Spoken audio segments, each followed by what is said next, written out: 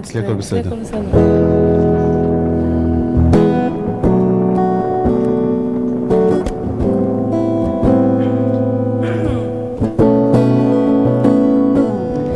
אצלי הכל בסדר, השבוע כבר מצאתי לי חדר, סביבה נחמדה, ואולי גם אמצע עבודה.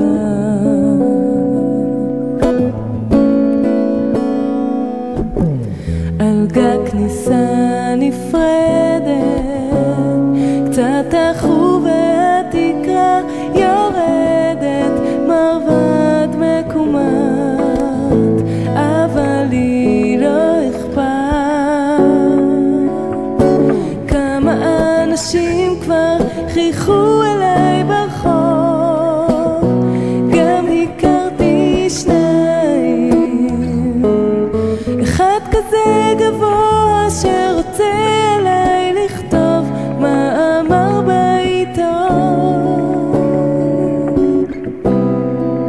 כך שבינתיים